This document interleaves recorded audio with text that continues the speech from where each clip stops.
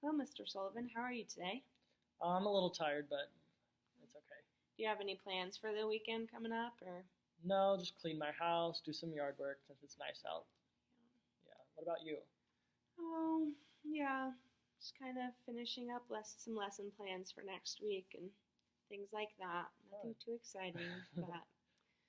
So, how's your week been going in the classroom? It's been kind of rough. Um, Hopefully they'll get better by the end of the week. Why has it been rough?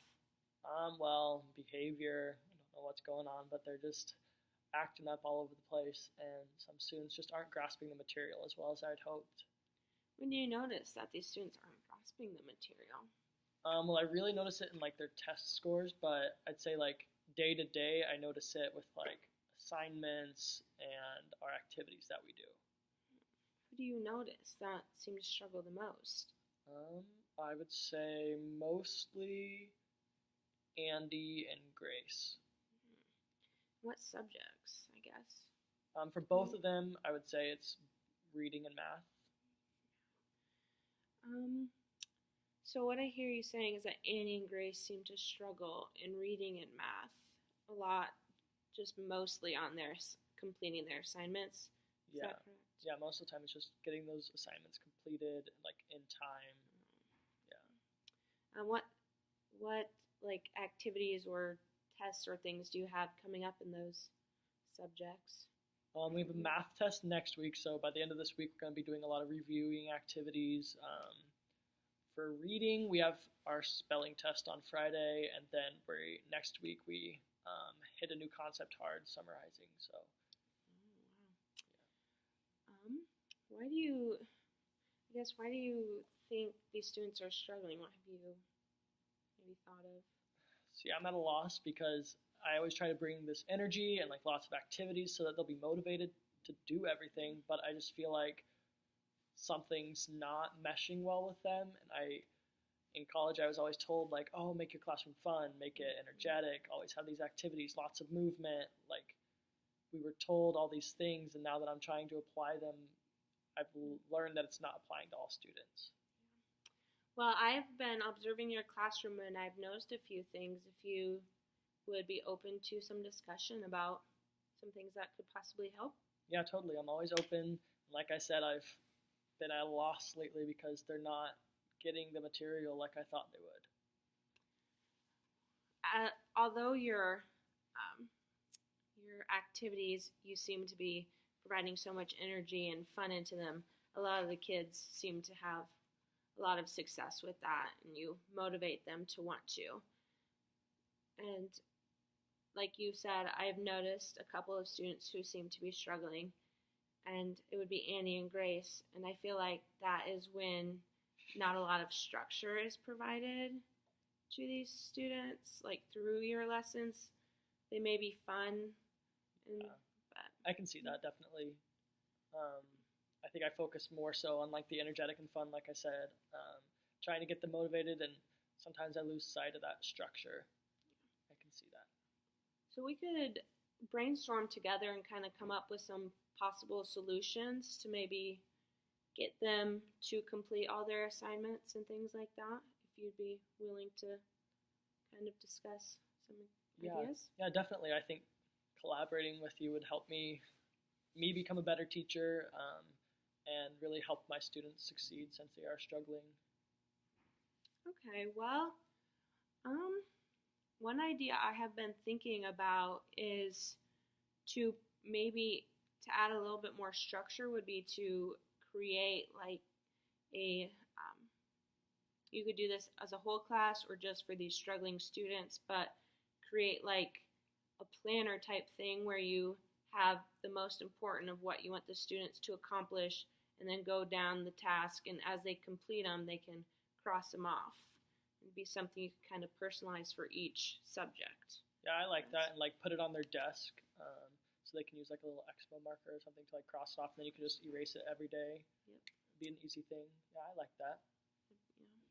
Do you have anything you think would possibly? Well, we do like a whole class reward system. So every day we kind of do a competition where if they do something well, and they behave right, according to our class expectations, then they get points.